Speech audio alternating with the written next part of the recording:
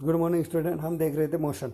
Motion में हमने देखा ग्राफिकल सेक्शन देखना स्टार्ट किया था। ग्राफिकल एक्शन में होता है यूनिफॉर्म मोशन। यूनिफॉर्म के मोशन के अंदर यूनिफॉर्म मोशन में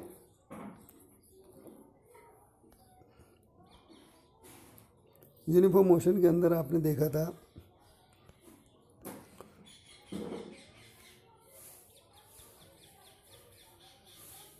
मैंने आपको मोशन बताई थी। यूनिफॉर्म मोशन में एवरेज स्पीड निकालना, एवरेज डिस्टेंस निकालना आपको आ गया था। इसके बाद हम ग्राफिकल सेक्शन देख रहे थे। ग्राफिकल सेक्शन के अंदर आपको मैंने बताया टाइम और डिस्टेंस के बीच में ग्राफ।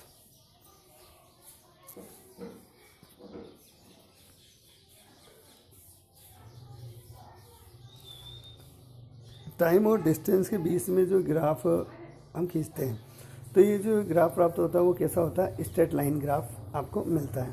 अब स्ट्रेट लाइन ग्राफ आपको मिल गया तो ये कौन सा है, यूनिफॉर्म। तो यूनिफॉर्म मोशन जब होगा तो वो कहलाएगी आपकी स्पीड, और नॉन यूनिफॉर्म स्पीड होगा, रेस से चलेगा तो भी क्या होगी, वो कहलाएगी। अब नेक्स्ट आता है आपके इसमें ही distance graph between car moving and non uniform speed. वहाँ तो क्या था, यूनिफॉर्म स्पीड में चल रही थी, अब यह नॉन यूनिफॉर्म यानी कम ज़्यादा स्पीड हो रही है। तो यहाँ पर आप देखिए इसमें जो ग्राफ है वो एक एक्सपोनेंशियल ग्राफ बन रहा है आपके, यानी धीरे बढ़ा फिर बढ़ा एकदम ज़्यादा बढ़ गया। तो ये क्या हो रहा है कि जो डिस्टेंस है वो भी ज़्यादा हो रही है और टाइमिंग कम होता जा रहा है। अब तो ये ग्राफ आपका एक्सपोनेंशियल हो गया। अब आप जो इसमें निकालोगे तो इसमें आपको एक्यूरेट डिस्टेंस निकालने के लिए आपको अलग अलग फॉर्मूले निकालना पड़ेगा। दूसरा है velocity time graph. Velocity time graph के लिए आपको क्या करना है, वो को वही वेलोसिटी टाइम ग्राफ। अब वेलोसिटी टाइम ग्राफ अगर यूनिफॉर्म मोशन है, ये वेलोसिटी कब बनेगी, जो एसीलेरेशन होगा। एसीलेरेशन होगा तो ये डिस्टेंस जो बीच की बताएगी ये आपके एसीलेरेशन को बताएगी। अब एसीलेरेशन को निकालने के लिए आप क्या करते हो कि इनके जो बीच का जो एरियाज है वो एरियाज निकाल के आप इसको क्या निकाल सकते हो, इसकी डिस्प्लेसमेंट और डिस्टेंस भी निकाल सकते हो। जैसे आपको याद है कि आप क्या करते हो, जैसे ऐसे स्ट्रक्चर एंगल आते हैं तो उसमें आप क्या करते हो, उसको एरिया निकालते हो। एरिया निकालने के लिए आप क्या करते हो, पाइथागोरस के फॉर्मूले यहाँ पर लगाते हो। अब पाइथागोरस के फॉर्मूले लगने से क्या होगा कि यहाँ जो हाइट है वो यहाँ पर आपको आसानी से मिल जाएंगी। अब यहाँ देखिए, जैसे आपको ये एक्टिविटी आपके एग्ज़ाम में नहीं आएगा कि आप इसका ग्राफ बनाएंगे, ये नहीं आएगा। बस ये आएगा कि कैसा इससे रिलेटेड क्वेश्चन आते हैं, क्योंकि इसमें इक्वेशन बनती है। मोशन की 3 इक्वेशन है ना, v बराबर u plus A T.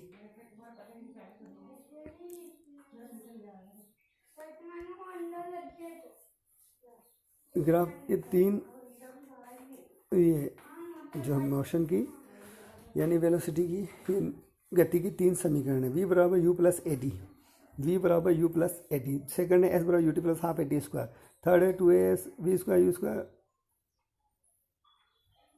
v minus u बराबर 2s बराबर v स्क्वायर माइनस u है। ये 3 इक्वेशन बनती है, ये वेलोसिटी टाइम। अब इसको कैसे बनाया जाता है, ये टाइमिंग ग्राफ के द्वारा आता है। अब ये आपको समझ में नहीं आएगा, इसलिए अपन सिर्फ आपको क्या करना है, ये सीधी आपको 3 याद करनी है। गति की 3 समीकरण क्या होती है, v बराबर u plus A T, S बराबर u T half A T square, 2s plus V square minus u square. इनकी एप्लीकेशन कैसे होती है, कहाँ काम में आती है, कैसे काम में आती है, ये हम आपको बाद में बताएंगे। और ये इनका कहाँ से उत्पन्न किया जाता है, ये भी। अब इससे रिलेटेड क्वेश्चन यहाँ पर देखिए आप, एग्जाम्पल देख रहे हैं आपको। A car accelerated uniformly from 18 km per hour to 36 km per hour in 5 seconds. Calculate acceleration, दूसरा distance covered by the time in car. अब यहाँ पर क्या है, आपसे पूछा गया है कि कार ने 18 किलोमीटर 36 किलोमीटर होने में 5 सेकंड का टाइम लिया, तो इसने कितना एसेलेरेशन आया इसमें। अब एसेलेरेशन क्या होता है, आप जानते हो एसेलेरेशन का मतलब ए यानी त्वरण, और पूछा आपसे डिस्टेंस डी पूछा गया है, यानी एस भी बोलते हैं डी को। अब हम क्या, हमारा पहला फॉर्मूला है वी कितना है आपको 18, यू कितना वी इनिशियल 18, फाइनल v मतलब फाइनल वेलोसिटी 36 और टाइमिंग कितना है 5 सेकेंड। अब यहाँ पर क्या है कि आपको क्या करना है, सबसे पहले तो ना किलोमीटर में दे रखा है, आपका सेकंड में दे रखा है, तो आप क्या करोगे, इसे मीटर पर सेकंड में कन्वर्ट करोगे। अब किलोमीटर पर सेकंड में करोगे तो आप क्या करोगे,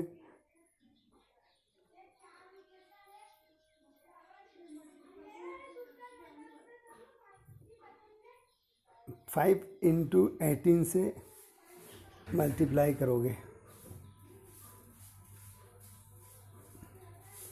मतलब आप किसी भी चीज़ को किलोमीटर पर आवर को मीटर पर सेकंड में कन्वर्ट करोगे तो 5 इंटू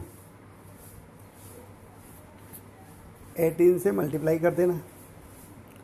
अब ये 5/18 से मल्टीप्लाई कर देना।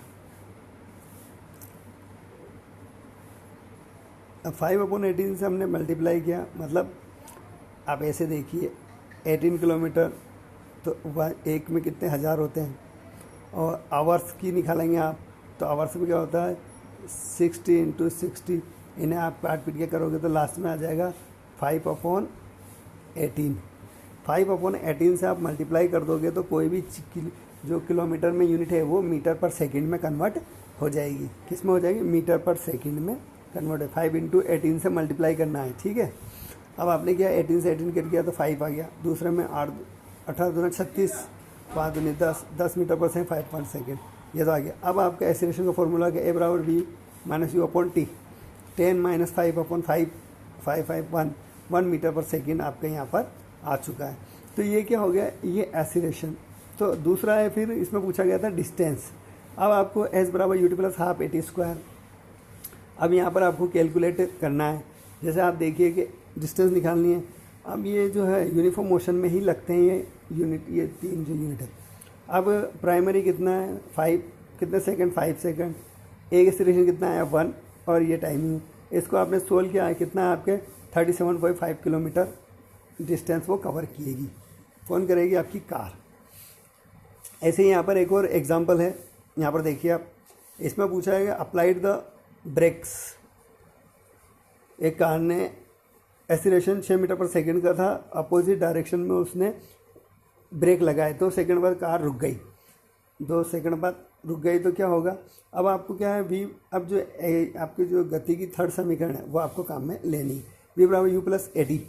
अब वह फाइनल वेलोसिटी तो क्या है 0 हो गई। प्राइमरी कितनी है आपकी, प्राइमरी कितनी है u पर, यहाँ क्या है एक्सीलरेशन दे रखा है, तो आप क्या करोगे, यहाँ आपको निकालनी है u निकालनी है। यहाँ पर एक्सीलरेशन 6 दे रखा है, टाइम कितना 2 सेकंड दे रहा है, तो कितना आ गया v बराबर 12 मीटर पर सेकंड आ गया। अब u AD plus half AD² में आप इसमें इक्वेशन रख दीजिए, जैसे आप रखोगे यहाँ 12 में, यानी उस गाड़ी ने जब ब्रेक लगाए है ना, जैसे कार चल रही थी स्पीड में है ना, उसका एक्सीलरेशन कितना था 6 मीटर पर सेकंड था, जैसे उसने ब्रेक लगाए तो 2 सेकंड बाद वो कार रुकती है, तो वो कार रुकती कितनी दूरी पर जाकर वो कार रुकेगी। तो ये निकालने के लिए हमने क्या किया, वो 12 मीटर दूर जाकर रुकेगी, कितनी दूर, 12 मीटर डिस्टेंस पर वो जाकर आपकी कार क्या होगी, स्टॉप हो जाएगी। तो ये निकालने के लिए आपको गति की तीनों समीकरणों का यूज़ करना पड़ेगा। तो ये आती है कब, यूनिफॉर्म मोशन के में ही होता है ये। यहाँ तक समझ में आया आपको।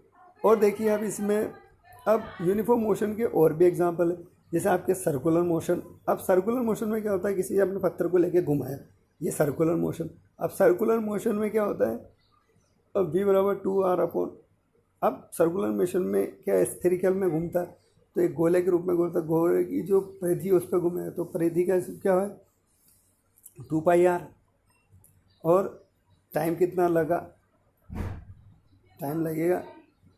तो ऐसे हम क्या कर सकते हैं, यहाँ से वेलोसिटी निकाल सकते हैं। तो ये आपको, तो जो डायमीटर है इसका, अब यह आर क्या, इसकी रेडियस, क्यों, ये रेडियस है सर्कुलर से, यहाँ से इतनी दूरी पर है, तो ये डिस्टेंस दूंगा 2r अपॉन टी। तो ये किसके लिए, स्फेरिकल गोले के लिए ये आपका फॉर्मूला लगेगा। ये यहाँ तक आपको, तो आपको क्या करना है कि मोशन की यूनिफॉर्म एक्सीलरेशन में काम आने वाली इक्वेशन, 3 इक्वेशन है जो आपको याद रखनी, v बराबर ut प्लस s बराबर ut हाफ स्क्वायर, और यहीं पे मोशन, ये आपके चैप्टर